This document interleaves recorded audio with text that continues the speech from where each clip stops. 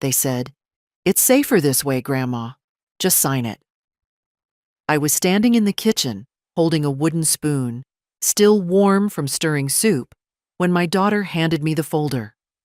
I hadn't even sat down yet. The table was still cluttered from lunch. My tea hadn't steeped. And yet there it was. The kind of folder that smelled like pressure and legalese. Margaret said it gently, like I was a child who needed coaxing.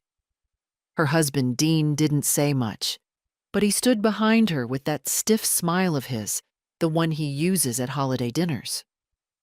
"We've talked to the lawyer," Margaret continued. "It's all above board. This is just to make sure if anything happens, we can act quickly. For your safety. You know how things are these days.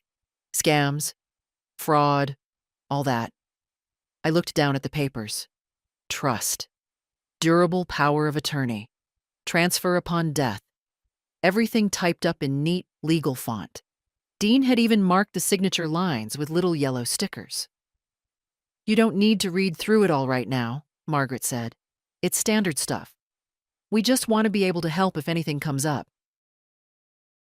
Like, God forbid you fall again." I hadn't fallen. I'd tripped once on the garden hose while watering the azaleas, but that was last spring. I was 78, not made of glass. The kettle whistled. I turned toward it, grateful for the sound, but Margaret took over. "Let me, Mom," she said, pouring the water into my mug. I stood still, holding the folder. The signature line stared at me like a dare. Dean cleared his throat. "And the market's good right now. I mean, if you ever do decide to sell the house, this just makes it smoother. Less headache." My hands tensed. I didn't say anything, but my grip tightened just slightly around the folder. "I'm not selling my house," I said. Quietly, evenly. "Of course not," Margaret said quickly. "We know. We just want to be prepared in case anything happens. It's safer this way, Grandma. Just sign it." It was the second time she said it, and the first time she called me Grandma instead of Mom in her adult voice, like I'd already turned into someone else. I put the folder down. "I'll think about it," I said. "We really need to submit this week," Dean said, a little too fast. "The lawyer already did the prep work." "And I really need to read what I'm signing," I replied, with just enough edge that Margaret tilted her head. That night, I sat on the couch with my glasses and the folder in my lap. My hands smelled faintly of garlic and dish soap. I didn't know what I was looking for. I'd never dealt with trust transfers or power of attorney documents. Derek used to handle all that. My late husband, a postman with a firm handshake and no patience for jargon. I flipped pages slowly. Margaret had highlighted certain sections, things she wanted me to see, but I didn't care about the yellow. I read the black ink, the clauses, the transfer rights, the dates, my name. I set the folder down at midnight, my eyes dry and my tea cold. There was something tight in my chest that had nothing to do with cholesterol. I didn't sleep well. The next day, Margaret came back. Without Dean this time. She brought blueberry muffins from that cafe on Elm she knows I like. She didn't mention the folder right away, just chatted about Rebecca's piano recital and Toby's orthodontist. We sat at the kitchen table like two women pretending we were still close. Finally, after a lull, she said, "Did you have a chance to look through it?" "I did," I answered. "And? I'm not comfortable signing it yet." There was a pause. Margaret took a sip of her coffee. "Is it something in the documents, or just, you don't trust us?" I looked at her then, really looked. My daughter, the girl I held through a fever, who used to crawl into my bed during thunderstorms, now asking if I trusted her. "It's not that I don't trust you," I said. "It's that this isn't a small thing. and I've earned the right to think about it." She nodded, too quickly, like someone taught not to argue with the elderly. Later that evening, I noticed something odd. My medication, the evening pills I always kept in a little organizer on the counter, had more tablets than usual. The refill was too recent. I hadn't taken them last night. I frowned. Had I forgotten? Or had someone refilled them? I shook off the thought, put on the kettle, watched the steam rise. When I went to bed, the folder was gone from the table. I checked the kitchen, the couch, my bedroom. Nothing. At 11:05 p.m., I heard a soft knock on the front door. Strange for that hour. I opened it cautiously. Dean was there, alone. "Sorry to come by so late," he said, holding a small manila envelope. "You dropped this in the car yesterday." He handed it to me and left before I could say anything. Inside was the folder. But something about the papers was different. The pages were out of order. The stickers had moved. And the signature line, the one marked Leslie Evelyn Jarvis, had a faint indentation, like a heavy hand had practiced. I didn't sleep at all that night. When I woke up, the house didn't feel like mine. Something in the air was off. Not the temperature or the light, but a stillness. The kind of quiet that comes after something's already happened. My joints ached more than usual. My mouth was dry. I reached for my glass of water on the nightstand and noticed the time. 9:40 a.m. Too late. I always woke before 7. I shuffled into the kitchen, still in my robe, and saw my pill organizer open on the counter. The Monday and Tuesday sections were empty. But it was only Tuesday morning. I didn't remember taking them last night. I certainly didn't remember taking them this morning. Had I doubled the dose by accident? The back door was ajar. That never happened. I always locked it at night. Always. "Margaret?" I called out, walking carefully across the tile floor. No answer. I peered outside, expecting to see her car. The driveway was empty. In the living room, 2 of my framed photographs had been moved. One of Derek holding baby Margaret, and another of our first dog. They now leaned against the wall instead of hanging. Dust outlines marked where they'd been. The house smelled faintly of cologne. I walked through the rooms, trying to make sense of what I was seeing. A drawer in my hallway credenza was half open. My checkbook was gone. Something was wrong. And then, just as I returned to the kitchen, the doorbell rang. 2 people stood on my porch, a woman in a navy blazer and a man with a clipboard. Both smiled with a politeness that made my skin prickle. "Mrs. Jarvis?" the woman asked. "Yes? We're from Hendricks and Whitlow Realty. We're just here to confirm the key exchange and final walkthrough. Congratulations on your closing." I stared at them. "What closing?" The woman hesitated. "The house sale, ma'am. Your daughter arranged everything. The buyers will arrive at noon." My knees nearly buckled. "There's no sale," I said slowly. "I haven't sold anything." The man shifted uncomfortably. "We have signed documents from yesterday afternoon. Power of attorney. Transfer of deed. Your daughter assured us it was all under control." I stood there in my robe, barefoot, feeling the cold from the tile floor crawl up my legs like ice. No one told me. "I didn't sign anything." The woman's face softened. "Ma'am, perhaps you should call your daughter. We're just the intermediaries." They left me with a card and apologetic glances, stepping off the porch like they'd delivered a cake to the wrong house. I closed the door, locked it, turned the bolt with shaking hands. Then I called Margaret. She didn't answer.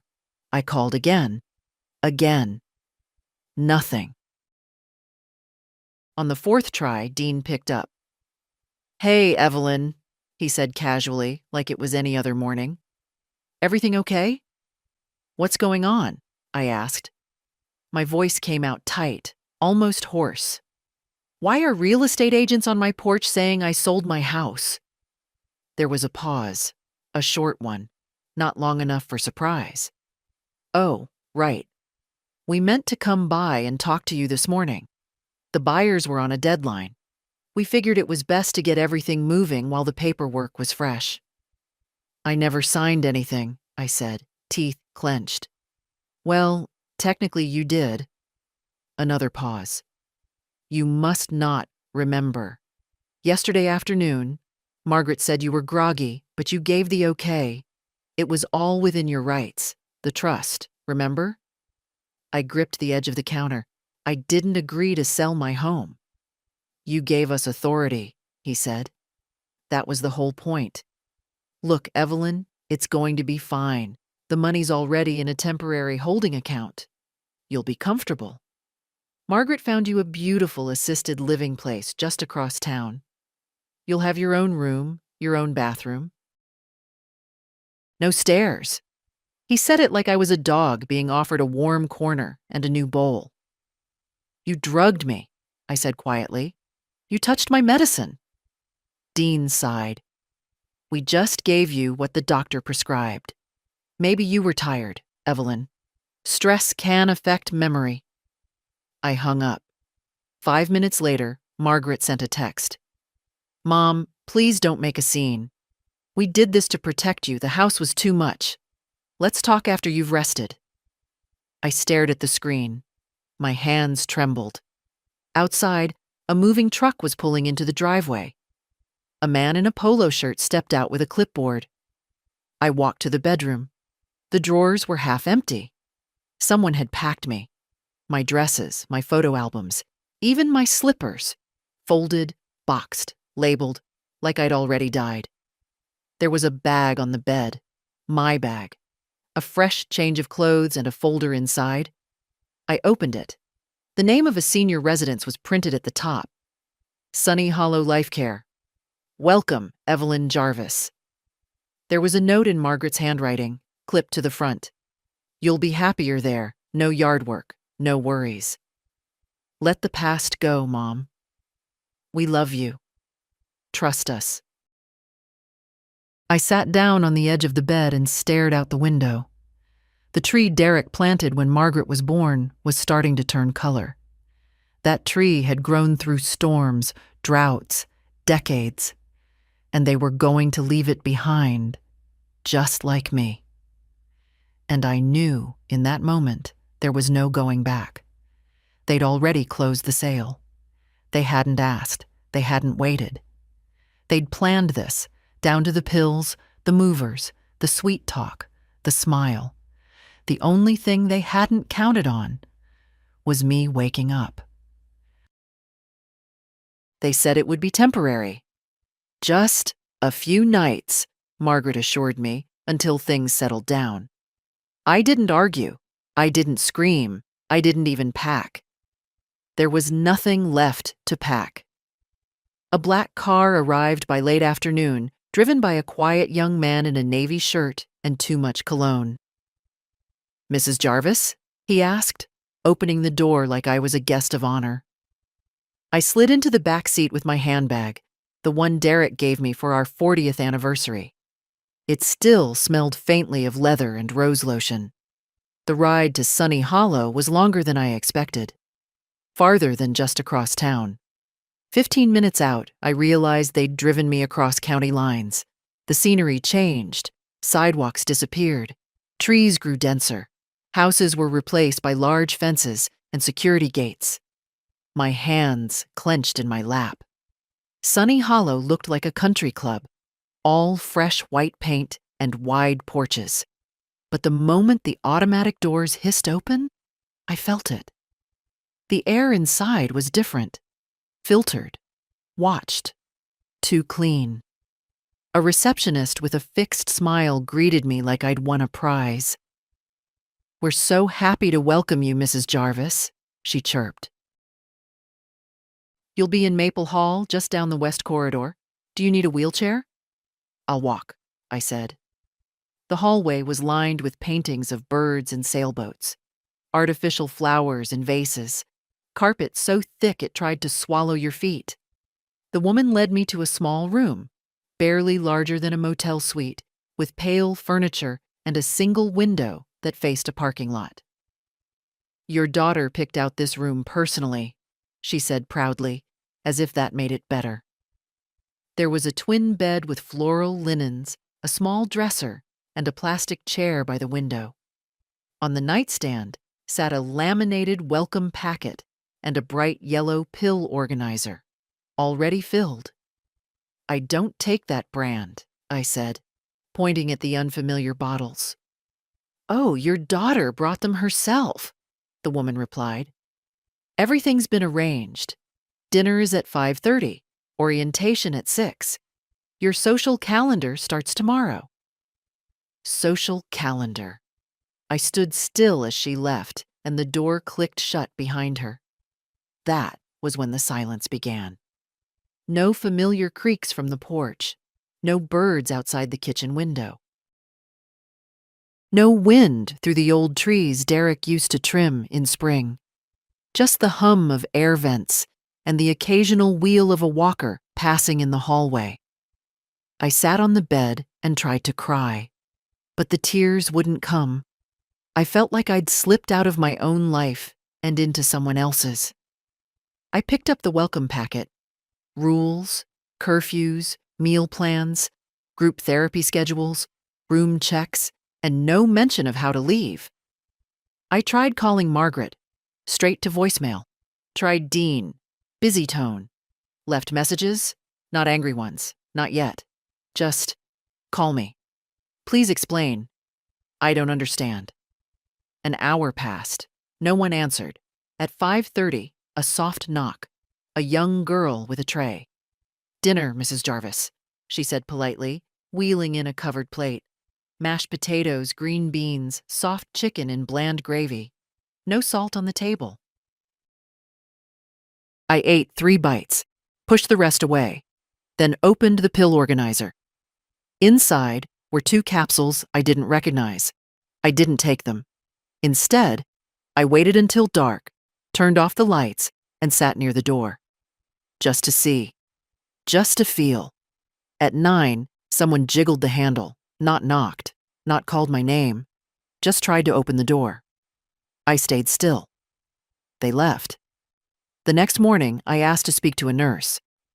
I have questions about my medication, I said. Of course, she smiled, scribbling something on a chart. But everything has been cleared through your daughter. She's your medical proxy now. That was it. The word proxy. They'd taken everything, not just my house, but my name, my decisions, my agency. And the worst part?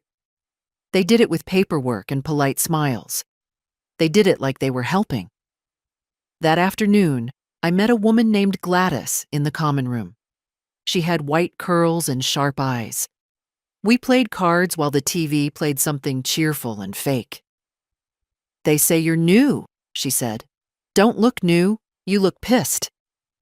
I laughed, despite myself. They moved me here without asking. Sold my house. Took my things. Gladys laid down a card. Sounds familiar. I looked at her. She nodded. They tricked me too. Said I had dementia. I don't. Took control of everything before I could fight back. My chest tightened. How long have you been here? I asked. 18 months. Have you tried leaving?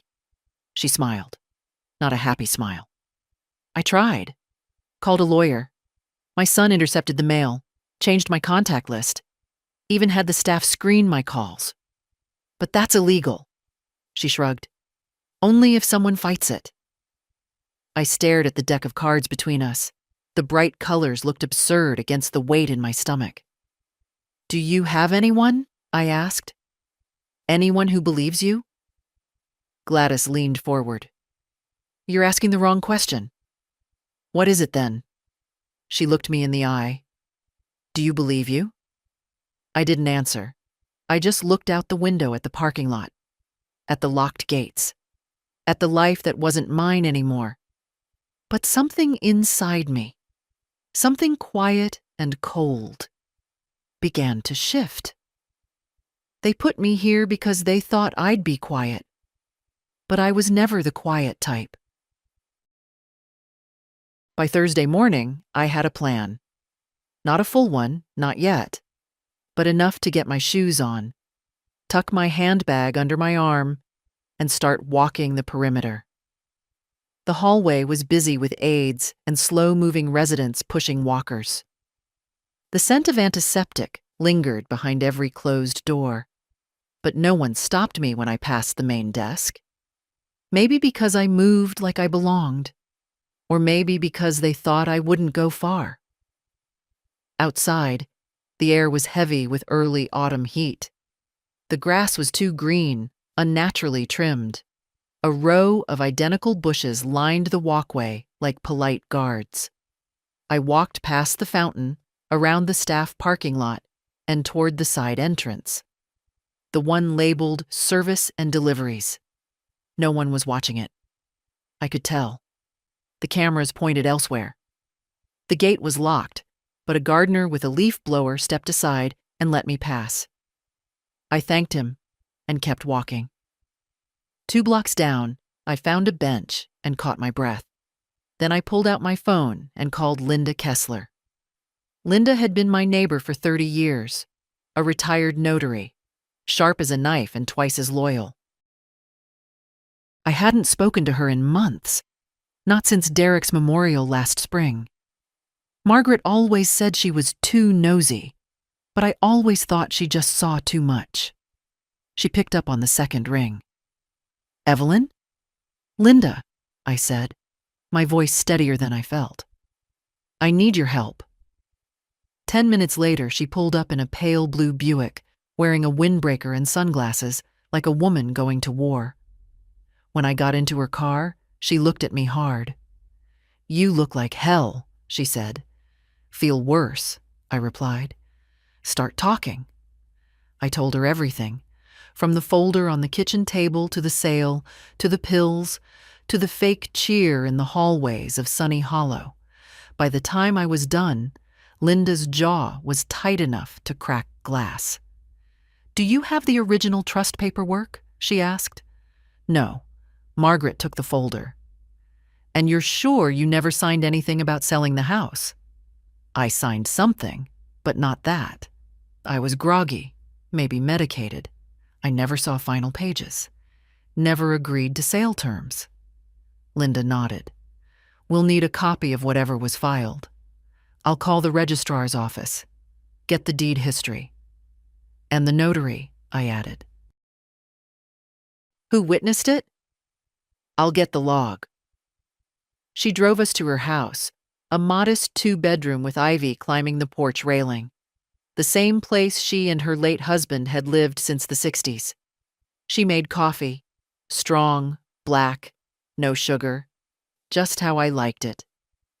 "You're staying here for now," she said, handing me a mug. "They think they've got you penned in. We'll see how long that lasts." I exhaled. For the first time in days, I felt like I was back on solid ground. Linda opened her laptop and got to work.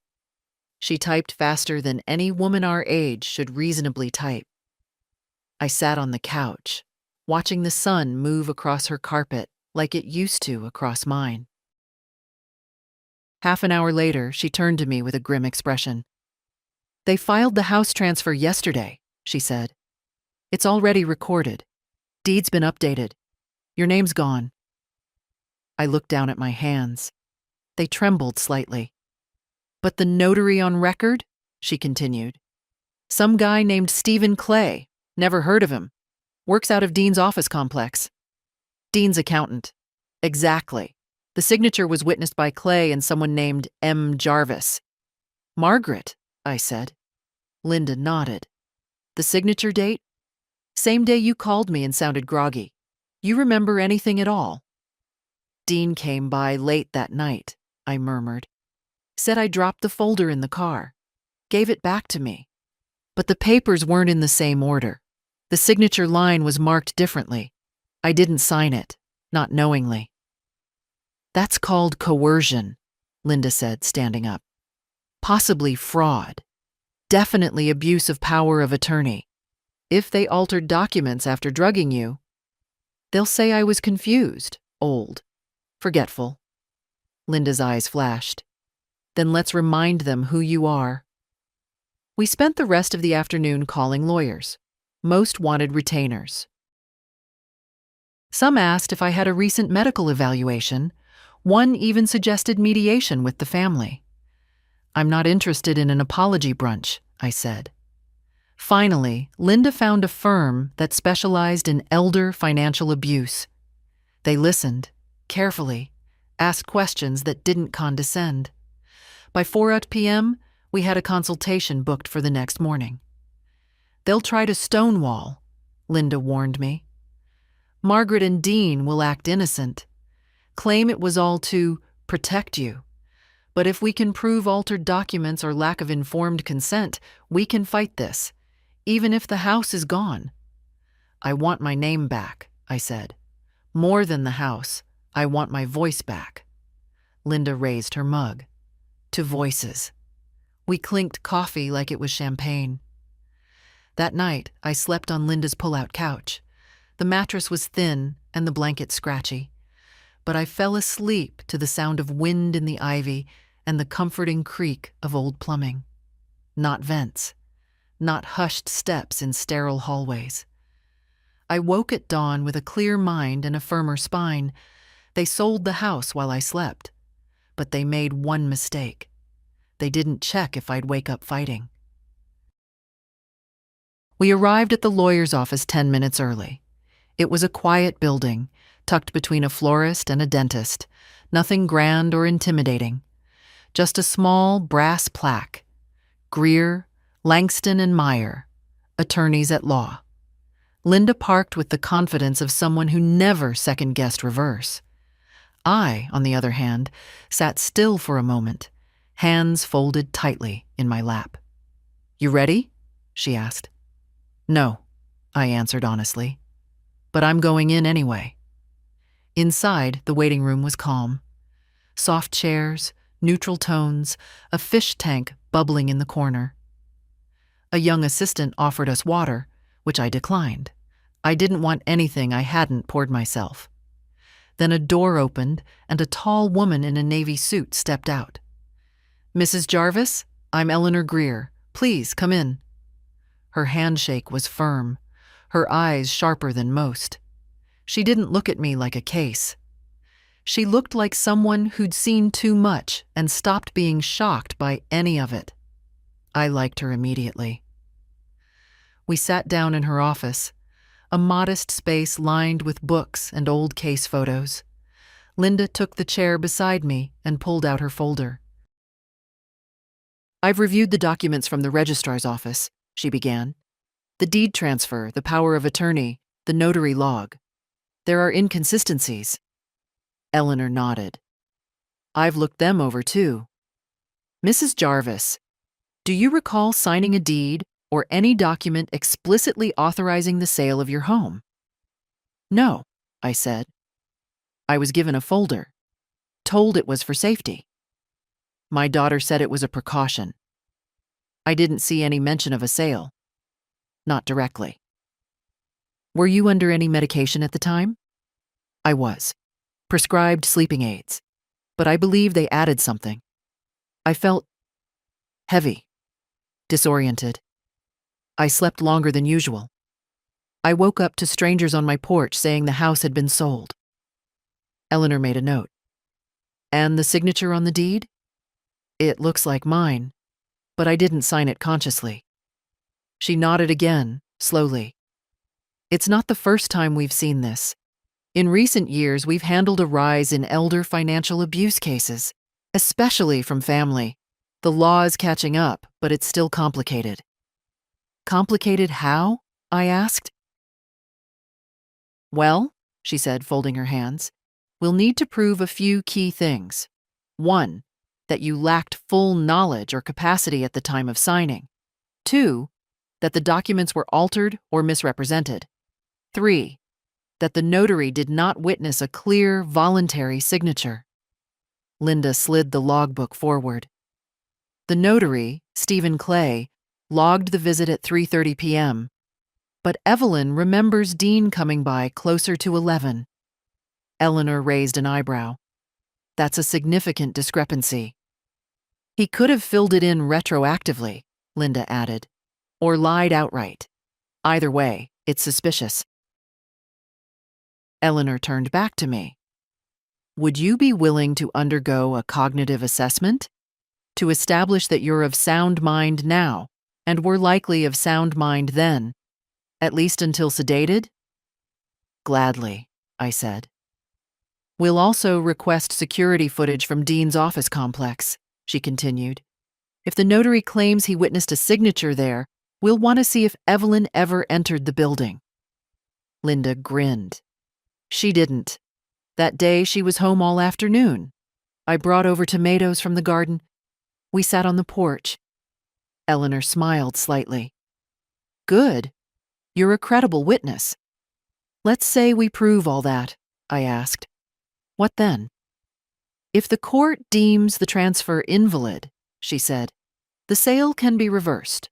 Or if the house has already changed hands to a third party, we can demand full restitution, the market value plus damages. I don't care about the money, I said.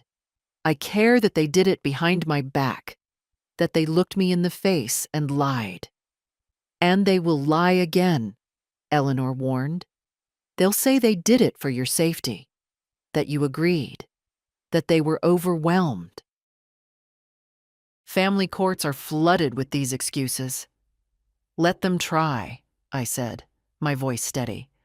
Let them stand in front of a judge and say they drugged their mother for her own good.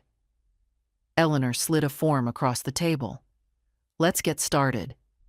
We spent the next hour filling out affidavits, statements, and formal requests.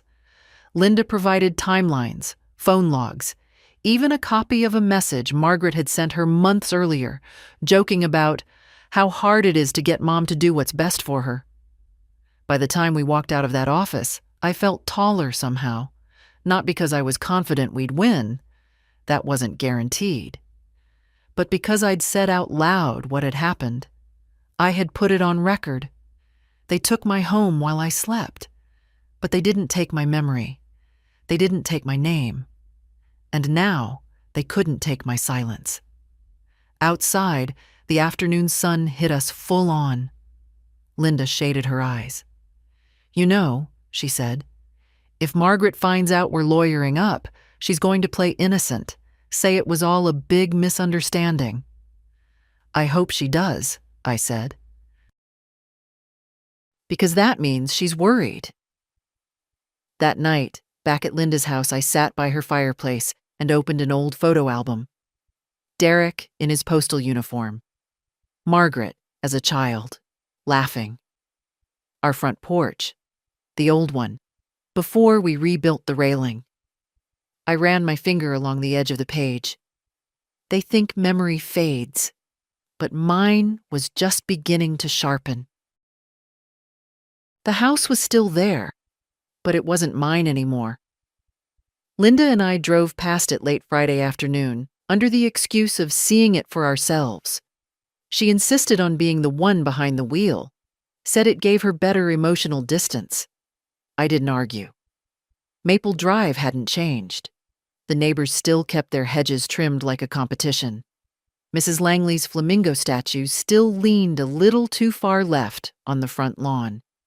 The mailboxes stood in their uneven row like old men at a bus stop. And there, in the middle of it all, was my home. Or rather, the place where my life used to live. The shutters had been painted white. My green ones, the ones Derek hung the summer before he died, were gone. The tulip bed had been torn out. In its place, fresh gravel and two sleek little boxwood plants that looked like they belonged to a catalog.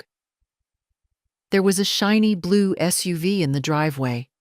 A man and a woman, probably in their 40s, stood by the trunk unloading boxes. Buyers? Linda muttered. New owners, looks like. Let's keep driving, I said. But she didn't. She parked 2 houses down and looked at me. You want to talk to them, Evelyn? I don't even know what I'd say. Then let them say something first. I took a breath, checked my blouse buttons with shaking fingers, and opened the car door. As we approached, the woman spotted us first. She smiled politely, the way you do at strangers who might be neighbors. She had short blonde hair and long arms that carried too many grocery bags at once. Hello there, she called. Are you from next door? I shook my head. No, I used to live here. Her eyes lit with recognition. Oh, you're Evelyn. I blinked. You know my name? Of course.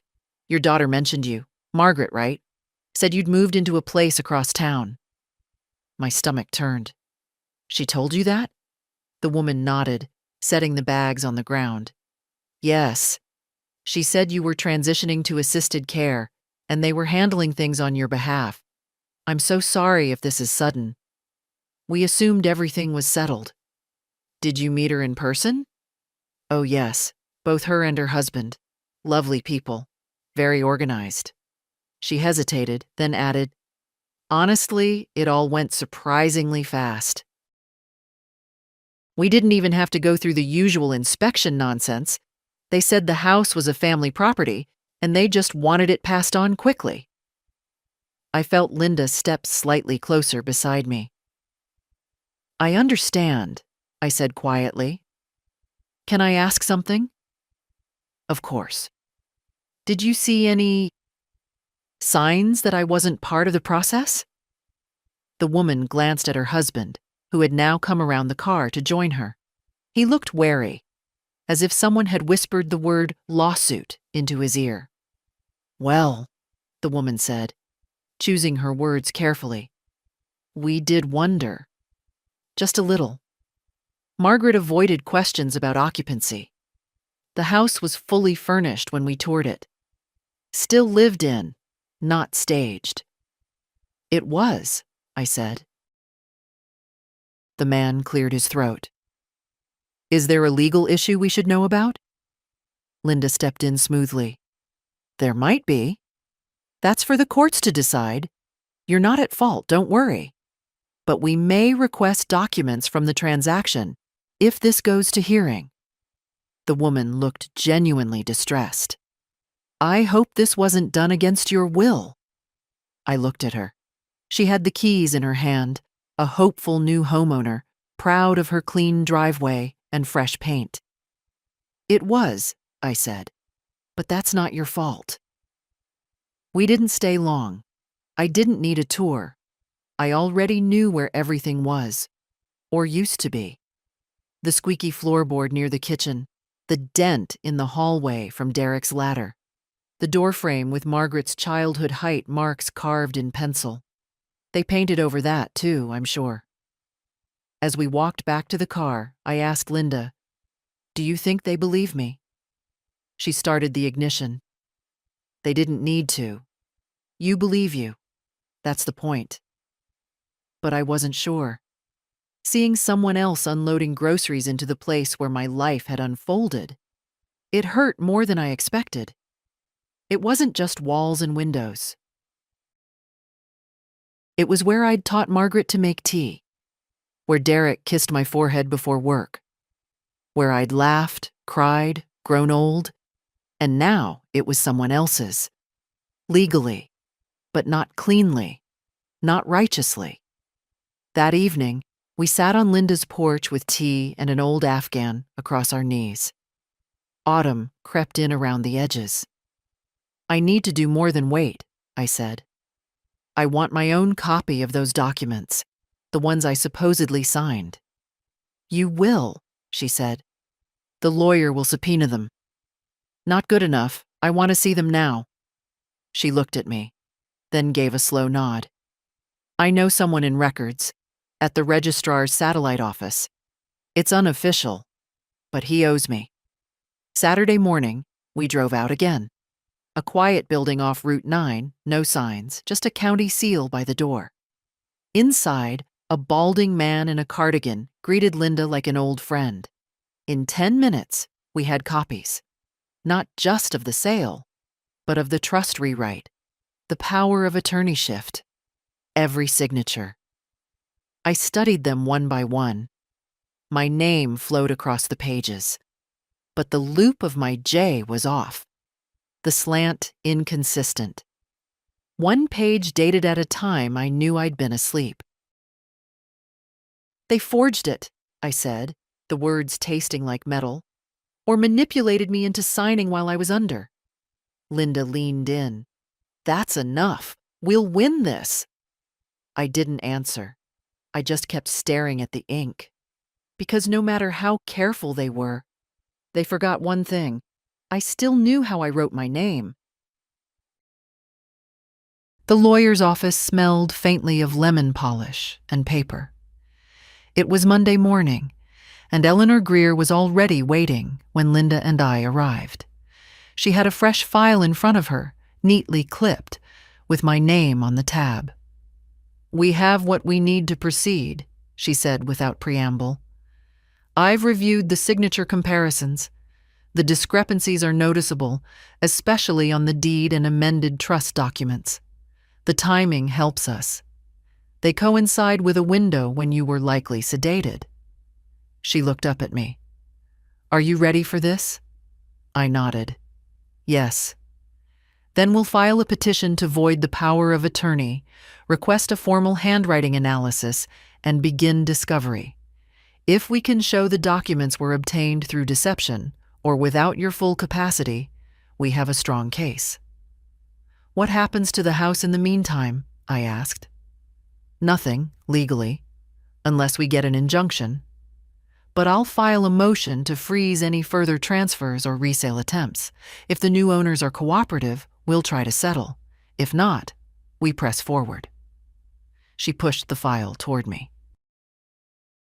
"You'll need to sign this affidavit, your statement, under penalty of perjury, that you did not knowingly authorize the sale." I took the pen. My hand didn't tremble. When I was finished, Eleanor nodded. "And now we serve your daughter and her husband with formal notice." "How long do they have to respond?" Linda asked. 21 days. "Then let's not give them 22. The courier delivered the notice by 1:08 p.m. I know because Margaret called me at 1:47. I didn't answer. She called again. Then Dean texted, "Evelyn, we need to talk. What's going on? Why are we getting court papers?" By evening, Margaret sent a longer message. "Mom, this is all a huge misunderstanding. You're confused. Let's just meet and discuss. No need for lawyers. We love you. We were only trying to help." I stared at that last line for a long time. We were only trying to help. No, they weren't. They were trying to get what they wanted. Quietly, cleanly, without resistance. And they didn't think I'd push back. They counted on my silence. I didn't respond. The next day, Eleanor received an email from their attorney, a man named Walker Lindstrom from a mid-tier firm that usually handled real estate transactions. Too polished, too distant. Walker suggested an amicable resolution. Eleanor replied with 2 words. Not interested. We kept moving. Over the next week, I gave a statement to a court-appointed psychologist. We talked for nearly 2 hours about memory, capacity, clarity. He asked why I hadn't fought back earlier. I told him the truth. Because I didn't know how. But now I do. Eleanor filed a motion to suspend the effects of the amended trust. The judge granted it within 72 hours. Suddenly, Margaret and Dean no longer had access to my accounts, to my medical directives, to anything but their growing sense of alarm. I imagined them in their big kitchen, rereading the court documents, trying to control the panic rising behind their tight, polite smiles. I imagined Margaret telling Dean, "She's just doing this to hurt us." No, I was doing it to stop the hurt. By the end of the second week, the court ordered a handwriting analysis. We handed over samples, old checks, birthday cards, even a grocery list I'd scribbled 2 days before the supposed signing. In contrast, the signed deed looked like a limp imitation, a shadow of my hand. Linda sat beside me at each step, never rushed, never judged.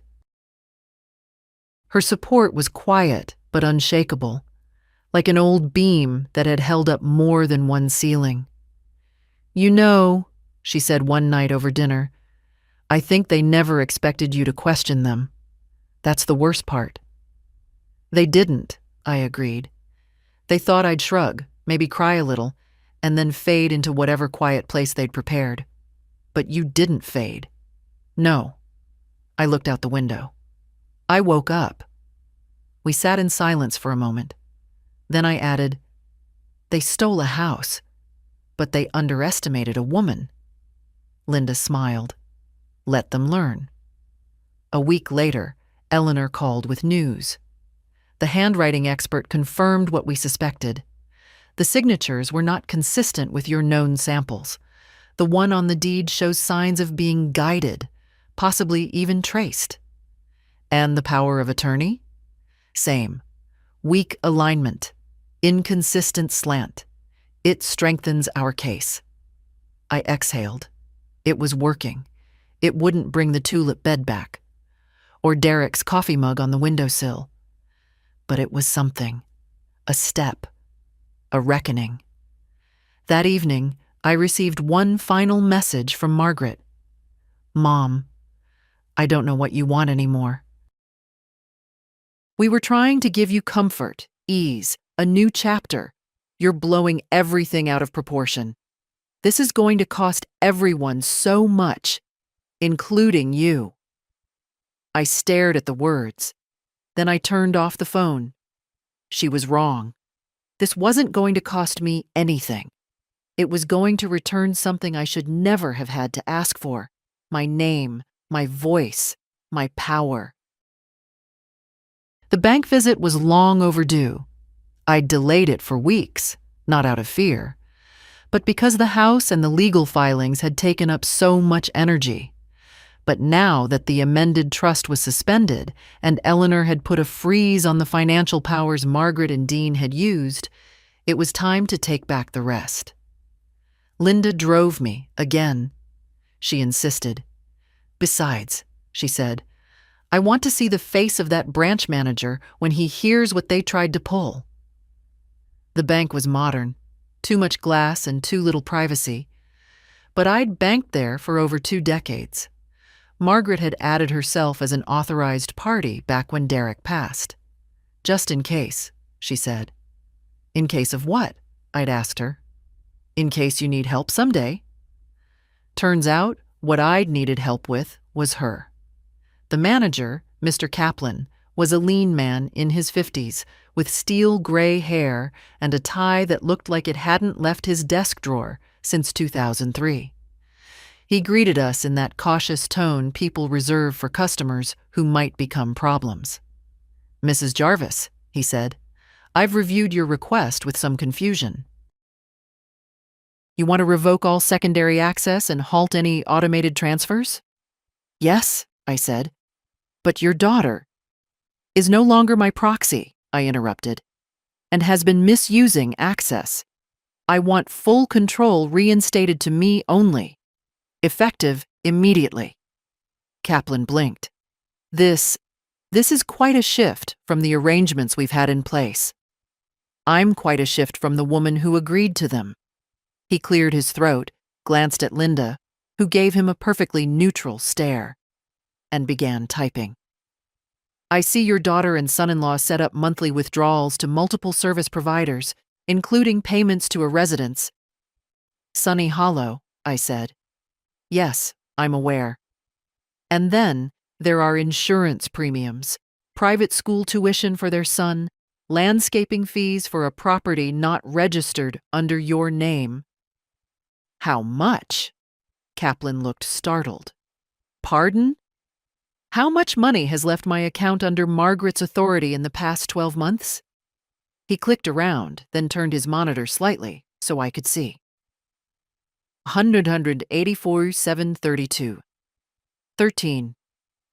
The room swayed just a little. I leaned back in my chair, folded my hands. Print every transaction, I said. I want a full record. Kaplan printed, stapled, and slid the pages across the desk. And now, I said, we're going to revoke all powers of access, delete all automatic transactions, and flag any further attempts. He hesitated. Do you want to keep any family members as backup in case of emergency? I want a clean sheet, I said. Only one backup, Linda Kessler. No blood, just trust. Kaplan adjusted his glasses. Understood. It took 45 minutes to process everything. I signed more papers than I had in the last 6 years combined. Each one steadied my breathing, straightened my spine. By the end, my accounts were mine again. Not a favor, not a family sacrifice. Mine. Back at Linda's, we laid out the printouts on her dining room table. Line by line, we went through them. $7,400 to a private elementary school. $3,850 to a landscaping company with a Beverly Hills address. $12,000 to a spa and wellness resort in Palm Springs. $2,100 monthly to client care services at Sunny Hollow. Didn't they say the assisted living was covered by insurance? Linda asked. They did, I said. Apparently, I've been subsidizing myself. At premium rates. The last page nearly made me laugh. A payment labeled Family Respite Fund, $500 recurring, with a memo that simply said, for stress relief. Dean and Margaret had paid themselves for the stress of dealing with me. I sat back, stunned, then furious, then oddly. Still. That's what I was to them, I said. A chore. A bank account with a temper. No, Linda said firmly. You were their foundation. Their excuse for not taking responsibility for their own lives. But no more. I nodded. Then I did one more thing. I asked Eleanor to update my will. 2 days later, I sat in her office again, signing the new draft. Everything, house proceeds, remaining investments, pension residuals, was now placed into a protected trust. One beneficiary, my grandson, Nathan, Margaret's son, the only person in that family who had ever called me just to say hi, who had dropped by to fix my fence, unasked, who had sent a postcard from Spain written in wobbly high school cursive saying, Grandma, I saw an old woman with your haircut and thought of you. I miss your stories. Love, Nate. I hadn't seen him since the sale. I didn't even know if he knew, but he would. Eleanor read the final clause aloud. And to my daughter Margaret and her husband Dean, I leave my silence. I signed it with a steady hand. You're sure? Eleanor asked. I am, I said. This isn't about revenge. It's about honesty. I want what's mine to go to someone who saw me as more than an obligation. Eleanor nodded. Then it's done. I walked out of that office lighter than I'd felt in years. Not free. Not yet. The fight for the house wasn't over, but the weight of being financially entangled with people who saw me as expendable? Gone. They sold the house while I slept. But they forgot one thing. I could buy back my freedom. And this time, it wouldn't cost me myself. It hit me one afternoon, somewhere between folding laundry and slicing an apple, that the quiet I used to dread had changed. Back in Sunny Hollow, silence meant I'd been erased. A kind of institutional hush built to smooth over resistance. But here, In Linda's modest home, quiet was something else. It had room for breath, for memory, for choices. I could stand in the kitchen and feel the floor under my feet and know that no one would interrupt it to hand me papers I didn't understand. I wasn't just away from them. I was home again, even without a house. Still, not everything inside me had settled. There were moments, short ones, sharp ones, when doubt crept in the middle of the night, at the bottom of the laundry basket, while staring at my own handwriting on court documents. Maybe Margaret was right. Maybe I was making too much of it. Maybe they had meant well. Maybe this would all end in some mess where I'd be the villain. The difficult old woman, unwilling to see reason. I didn't cry, but my hands trembled sometimes, alone. One evening, Linda caught me staring at the porch railing, my tea untouched. "You're thinking yourself into a hole," she said gently. "I don't want to become bitter," I murmured. "I don't want to lose who I was trying to defend." "You're not bitter," she said. "You're just hurt, and honest about it." I nodded, but the doubt stayed. Then the phone rang. It was Nathan. "Grandma?" His voice cracked like he hadn't spoken my name out loud in weeks. "Can I come see you?" He arrived the next morning. Tall, lean, the same cowlick he had at 5. A little older around the eyes than I remembered, but still Nathan. When he stepped through the door, I saw something strange in his posture. Not embarrassment, not even guilt, but a kind of quiet grief, heavy like a coat he couldn't shake. He hugged me like someone afraid I'd disappear. "I didn't know," he said. We sat in the living room, just the two of us, no distractions. Linda had stepped out, saying she needed to check on her garden, though her tomatoes had long since withered. "I found out last week," Nathan said. "Dad left some bank documents open on his laptop. I saw the transfer. Saw your name missing." I confronted him. "What did he say?" "That you were confused, that it was all handled legally, that you'd agreed, but something felt off. You've always been sharper than both of them combined." I gave a half smile. "Sharpness doesn't protect you from manipulation. I should have checked on you sooner," he said. I guess I thought they'd never go that far." "They went further," I said. "But I'm here now." "I want to help," he said suddenly. "Anything. However I can." "You already are," I said. "You came." He sat back. "Do you need to talk about it? I mean, tell me what really happened." So I did. I told him everything. The kitchen, the folder, the fog of those pills, the real estate agents on my porch, Sunny Hollow, the yellow pill organizer, the signatures, the visit to my old house, the checkbook that vanished, the trust they rewrote in my sleep. By the end, Nathan's eyes were wet, his hands clenched. "They stole your life," he whispered. "They tried," I said, "but they didn't expect me to have a spine still." "I'm so sorry." "You don't need to be sorry," I said. "You need to remember." He looked confused. "Remember how easy it is," I continued, "to turn someone into a burden when they're no longer useful, or when their resistance becomes inconvenient. Don't let anyone do that to the people you love. Not ever." He nodded, quiet, absorbing it the way only young people can when they finally realize the adults around them weren't always right. "And Nathan?" "Yeah?" "I changed the will." His eyebrows lifted. "You're the only one who ever called to say you missed my stories.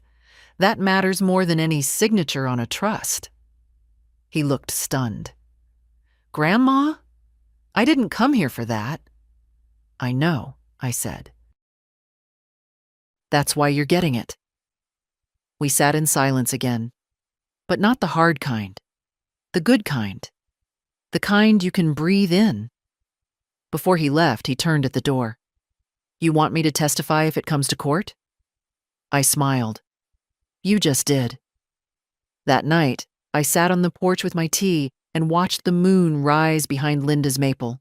No music, no TV, just the sounds of a world still moving, honestly, slowly, without permission. I'd cut the cord. Margaret and Dean no longer controlled my money, my papers, my location, or my voice. And now, the thing they feared most was happening. Other people were starting to believe me. Not because I was loud, not because I had power, but because the truth, once told plainly, always finds its way. They came to see me on a Sunday. I didn't invite them. Linda was out grocery shopping, and I was alone in the house for the first time in days. I'd just set a kettle on when I saw their car pull up. Margaret in the passenger seat, Dean driving. The same dark blue sedan I'd watched roll into my driveway back when it was still mine. I didn't move, just stood at the kitchen window, watching. They didn't knock right away. Dean paced in front of the steps, Margaret adjusting her scarf like she was preparing for a speech. Then, 3 soft knocks, like a child asking for forgiveness. I opened the door, but I didn't step aside. Margaret's face folded into something like a smile. Hi, Mom. Dean gave a stiff nod. Evelyn? I didn't answer. We just wanted to talk, Margaret said. Face to face. You had your chance for that, I said. Back when you were selling my house behind my back. Her lips tightened. Can we come in? No. She blinked, caught off guard. It's cold. There's no weather threshold for betrayal, I said. Say what you came to say. Dean cleared his throat. Look, this has gone too far. Lawyers, court filings, Nathan, this is hurting everyone. It doesn't have to be like this. I raised an eyebrow. It already is like this. You made sure of that. Margaret took a step forward, lowering her voice. You're angry. I get it. But you weren't safe, Mom. The stairs, the gardening tools, the mail piling up. You were overwhelmed. I was living, I snapped. I was aging, not failing. You decided that was inconvenient. She opened her mouth, but I didn't let her speak. You didn't talk to me. You talked around me. Over me. You came into my kitchen with that folder like it was nothing. Like I'd just nod and hand over a life I built brick by brick with a man you barely remember. Dean looked away. I read every line of what you submitted to the court, I continued. You called me confused. You claimed I expressed uncertainty about daily functions. You said I was relieved when you took over. Margaret flushed. We were trying to keep you from suffering. You mean from interfering? She sighed, defensive now. It's not black and white, Mom. It's not as clean as you want to make it. Oh, I agree, I said. It's messier. It's uglier. It's full of assumptions you made about what I could handle, what I deserved, and what made your lives easier. Dean finally spoke. We didn't mean for it to hurt you. But you meant to do it without asking. That part wasn't an accident. Silence stretched between us. Then Margaret softened her voice again, too carefully, like I was a vase on a shaky shelf. What do you want, Mom? You want us to say we're sorry? To undo what's been done? I want you to see what you did. I want you to stop calling theft love. I want you to stop pretending you acted out of kindness when what you really acted out of was convenience. Dean crossed his arms. You're being dramatic. I smiled, but it didn't reach my eyes. No, Dean, you haven't seen dramatic. You've seen controlled, graceful, quiet. But you stepped over that line, and I'm not stepping back. Margaret blinked quickly. You'd really rather go to court than just talk? This is me talking. The rest will happen in a courtroom with records and witnesses and experts who don't care how tired you say you were. She looked like she might cry. I didn't flinch. I miss you, she said softly. I shook my head. You miss control. Dean touched her arm. Let's go. As they turned, Margaret paused. I hope you can live with what this becomes. I answered with calm I didn't know I had. I am living with it. What I couldn't live with was being erased. They walked to the car in silence. No shouting, no apology, no resolution. But I didn't need one. Not anymore. I closed the door, made my tea, and sat at the kitchen table as the steam rose in slow curls. I wasn't unshaken. I wasn't immune. But I was done shrinking to fit the version of me they found easier to manage. They used to speak for me. Now I was speaking to them. By the time my story reached the neighborhood, I didn't have to say much at all. It started small. A comment at the hair salon, a neighbor overhearing something at the pharmacy. Then someone mentioned it at church, not in a scandalized whisper, but in a low, thoughtful tone, like, "Did you hear about Evelyn?" They tried to take everything, and she fought. I didn't seek attention, but I didn't hide either. When Mrs. Langley from 2 doors down called to check in, I answered. When the postman asked if the rumors were true, I said yes. When the grocery clerk said her mother was going through something similar, I gave her Eleanor's number. And somewhere in that slow unraveling of silence, my story became a signal. I wasn't the only one. At least 3 other women called Linda after hearing what happened to me. One had been coerced into signing her pension over to a nephew who just needed help for a while. Another had moved into a facility after a bad fall, only to realize her condo had been sold while she was still in rehab. None of them had gone to court. Yet. That week, I gave Eleanor permission to file a motion allowing my case records, minus the financial details, to be made public. The local paper ran a brief story titled, Elder Home Transfer Under Legal Scrutiny. No names, but everyone knew. The day after it ran, I saw Margaret's car drive slowly past Linda's house. She didn't stop. I didn't wave. When the court date was finally announced, it felt both too soon and too late. 3 months had passed. 3 months of depositions, assessments, notarized responses, and formal objections. Margaret and Dean's attorney filed motions to delay, to suppress, to limit scope. Eleanor knocked them down, one by one, like someone playing chess, while the other side kept kicking the table.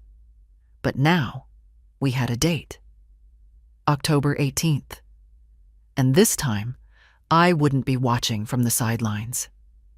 The week before the hearing, Eleanor scheduled a prep session in her office. Linda came with me. She always did. The moment we walked in, Eleanor handed me a binder. Your testimony, she said. It's structured, but in your voice. We want the judge to see you. Not a lawyer's puppet, not a confused senior. You, I opened the binder. Read the first line aloud. My name is Evelyn Jarvis. I am not confused. I am not declining. I am not someone who agreed to disappear. I looked up. Did you write that? I just typed what I heard when you first walked into my office, Eleanor said. We went over the statement, the exhibits, the timeline. Linda helped me rehearse, not like a performance, but like a reclamation. By the end, I knew one thing for certain. I wasn't going to court to win back a house. I was going to show them I'd never truly left it. The night before the hearing, I couldn't sleep. Not out of fear, but out of steadiness. The kind you feel before a big storm. Not panicked, not calm, but rooted. I sat by the window and watched the wind move through Linda's maple trees. At some point, I heard the gate creak. Footsteps. I turned off the lamp and waited. A minute later, an envelope slid under the door. Linda, half asleep in her robe, beat me to it. She held it up. Margaret's handwriting. Inside was a single sheet of paper. It wasn't an apology. It wasn't a threat. Just a note. You're doing this to make us look bad. We never meant to hurt you. This could have stayed private. Linda crumpled it and threw it in the trash. I picked it back out, smoothed it on the table, then wrote my reply on the back in the same pen. You were counting on it staying private. That's the difference. We didn't send it. Didn't need to. Tomorrow, I'd say it and everything else out loud, in a room with witnesses, on the record. And this time, no one would speak over me. The courtroom was smaller than I expected. No sweeping ceilings or echoing footsteps. Just a modest room with wooden benches, cream walls, and the kind of fluorescent lights that made everyone look tired, no matter how much sleep they'd had. I wore navy, not black. I wasn't mourning. I was returning. Linda sat beside me, calm and composed, with a legal pad even though she wasn't taking notes. Just being there was enough. Eleanor stood by the counsel table, flipping through her binder one last time, expression focused and unreadable. On the other side of the room, Margaret and Dean sat in stiff silence, their lawyer whispering something neither of them seemed to hear. When the judge entered, we stood. He was older than I expected. Sharp eyes, patient face. The kind of man who'd seen 1,000 ugly family battles and was no longer surprised by any of them. Let's begin, he said. Eleanor made the opening statement. Clear, firm, without dramatics. She laid out the facts, the suspicious timeline, the inconsistencies in the signature, the evidence of altered intent, the medical documents indicating I'd been under medication during the time of the deed transfer. Then she handed over the handwriting analysis. The judge read in silence. When it was time for me to testify, I walked to the witness chair slowly, not because I needed to, but because I wanted to feel every step. I sat down, raised my hand, and swore to tell the truth. Eleanor asked the questions. Mrs. Jarvis, do you recall signing a document that transferred ownership of your home to another party? No, I said. I was told I was signing a safety measure. I didn't know they'd used it to sell my home. Were you under the influence of any medication during that time? Yes. Did you authorize your daughter and her husband to assume control of your estate? No. I authorized them to assist, not to overtake. And when did you learn that the house had been sold?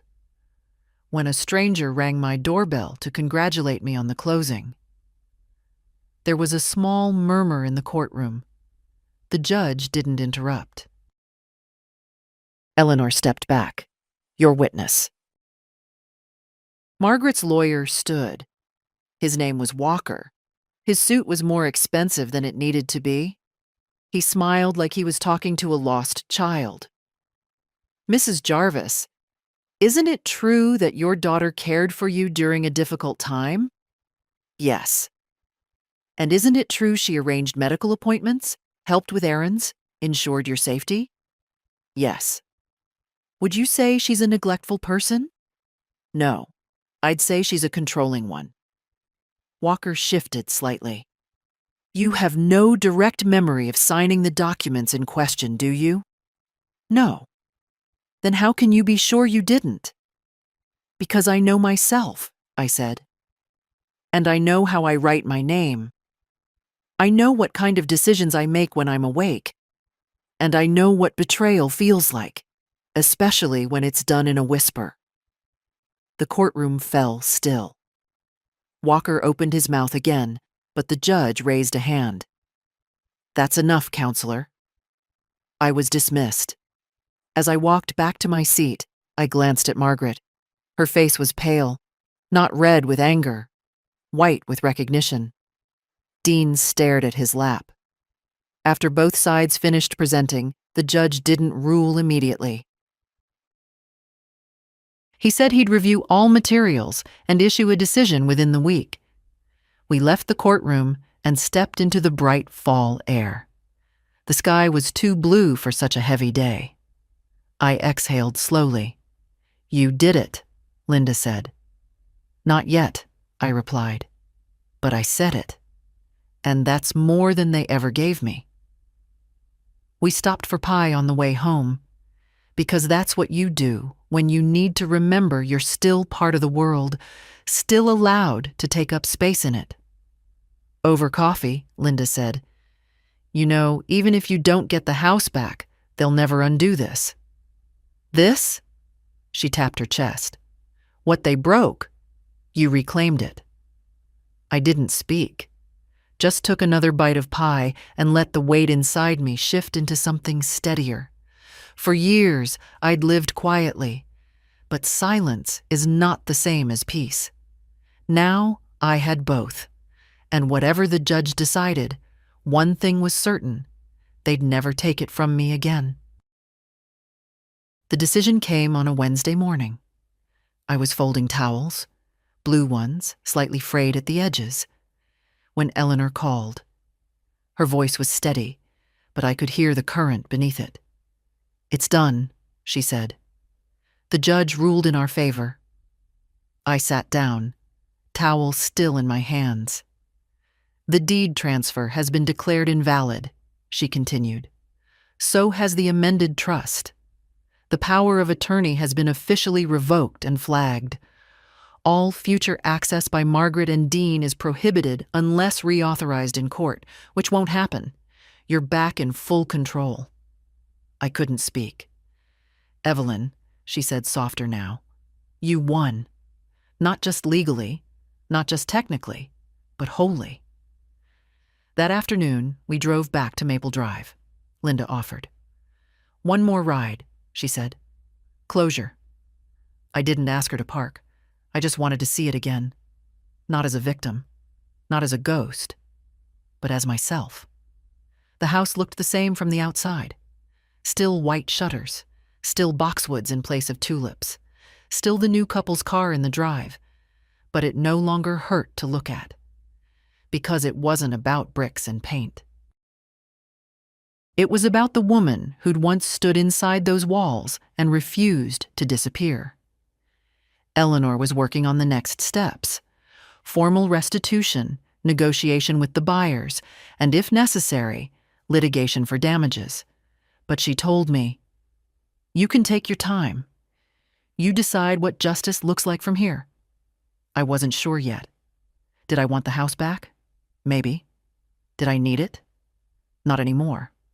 What I'd needed was to be seen, to be heard, to make them say my name not as an obligation but as an equal. And I had that now. Even the buyers, the young couple, had written a letter through their lawyer expressing their regret and offering to cooperate. They'd bought in good faith. I didn't blame them.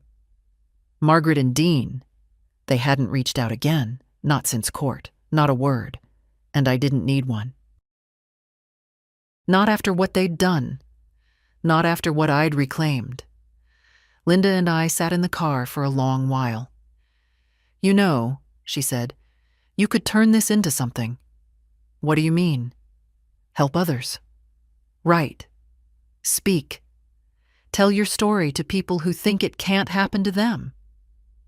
I'm not a public speaker. No, she said, but you're a truth teller. That's rarer. I looked out at the porch I'd once swept clean every Thursday, at the window where Derek used to sit with his morning paper.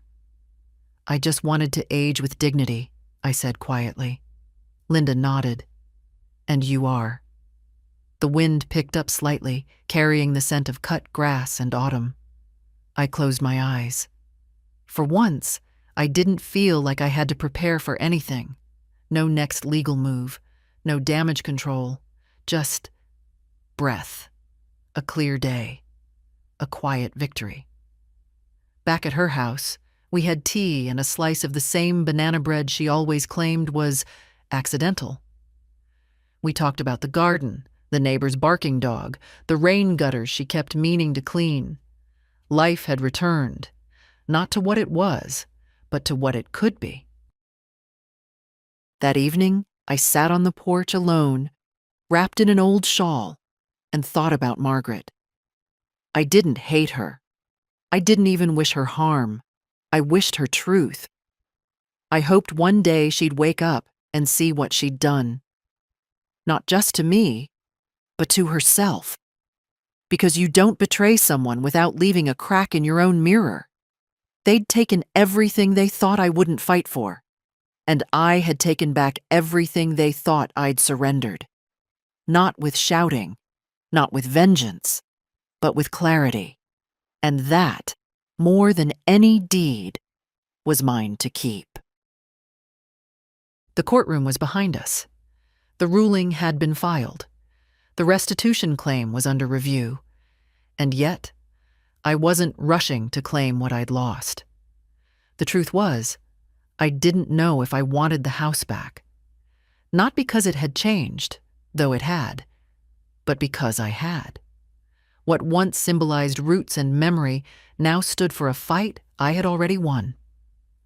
Returning would be like trying to step into an old coat that no longer fit, not because it shrank, but because I'd grown.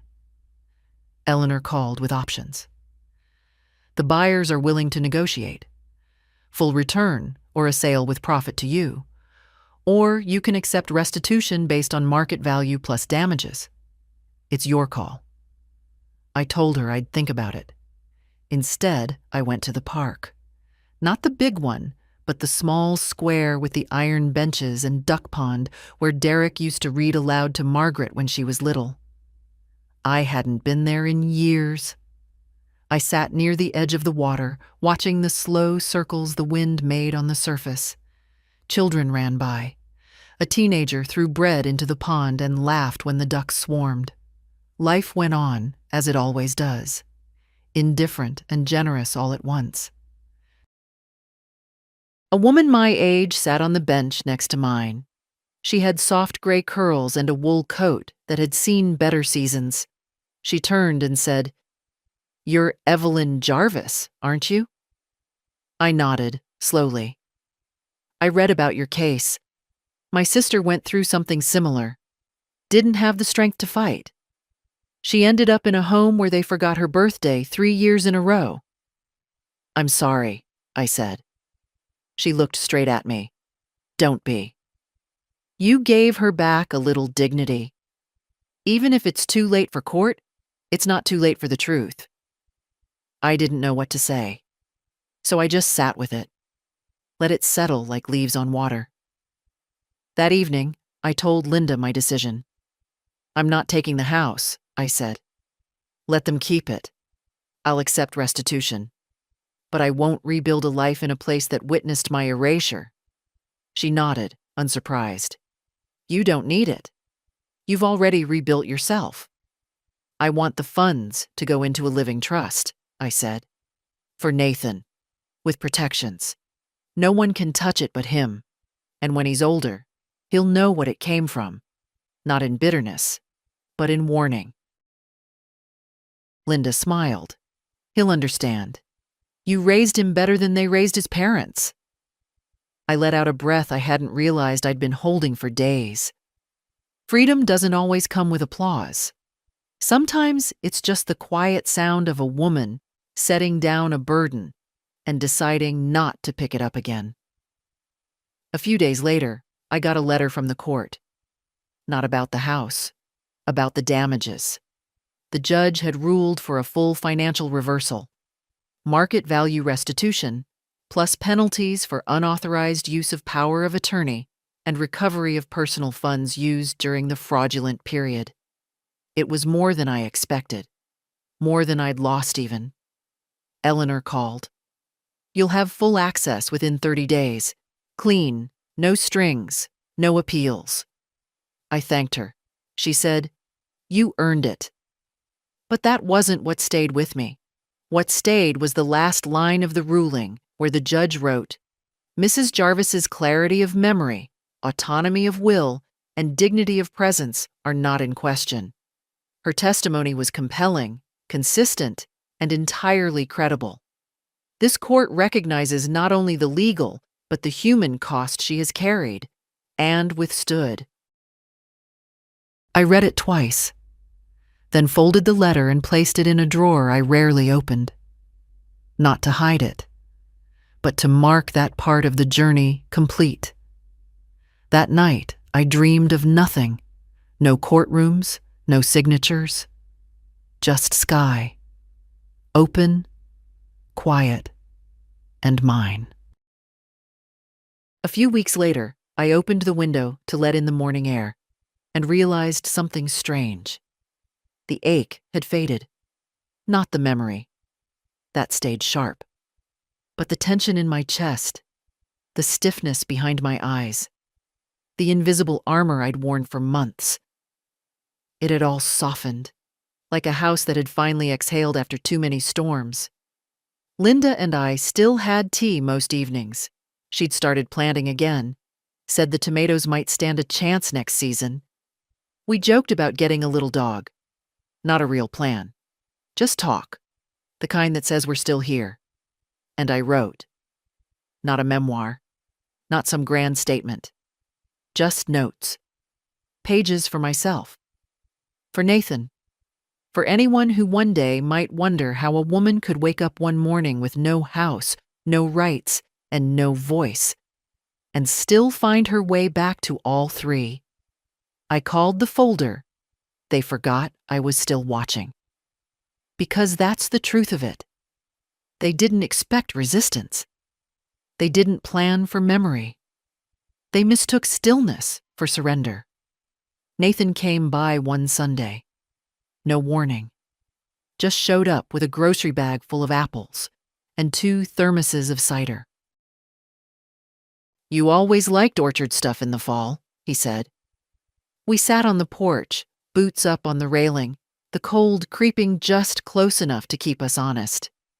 He told me he was applying to law school, said it with a little hesitation, like he wasn't sure how I'd take it. "You think you'll like it?" I asked. "I think I'll be good at it. Especially defending people who don't know they're allowed to fight back."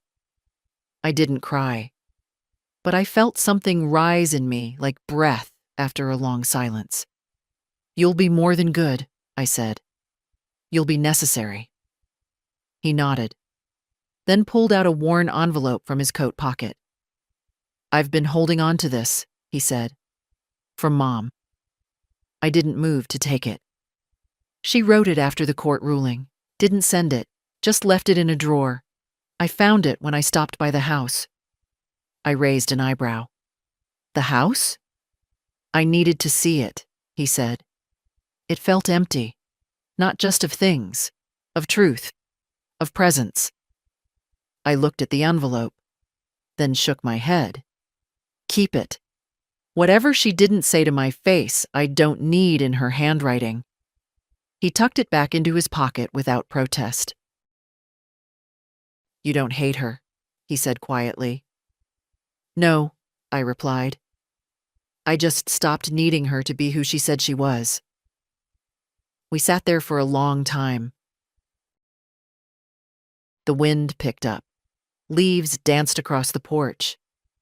Before he left, Nathan turned to me and said, "You know, I've never been prouder of anyone in my life." I looked at him. A young man I'd helped raise, who still carried decency like armor. "You will be," I said, "when it's your turn." The final restitution came through that Friday, Clean wire, no dispute, no letters, no apologies. Eleanor called just to confirm. "We've officially closed the file," she said. "But if you ever need me again—" "I won't," I said. "But thank you for reminding me my voice was still mine." "You never needed reminding," she said. "You just needed a witness."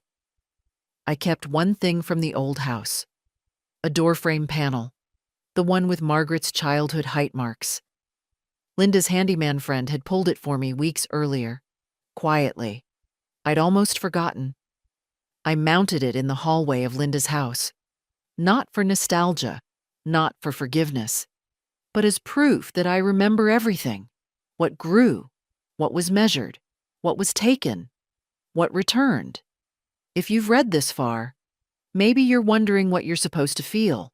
Rage? Relief? A desire to hug your mother? I won't tell you what to do, but I'll say this. One day, someone will hand you a folder. They'll smile kindly, speak softly, use words like safe, practical, necessary. Before you sign, pause. Ask yourself, is this love or is this control wrapped in comfort? Because I almost didn't ask, and they almost got away with it. But almost is not the same as always, and silence is not the same as peace. Not anymore.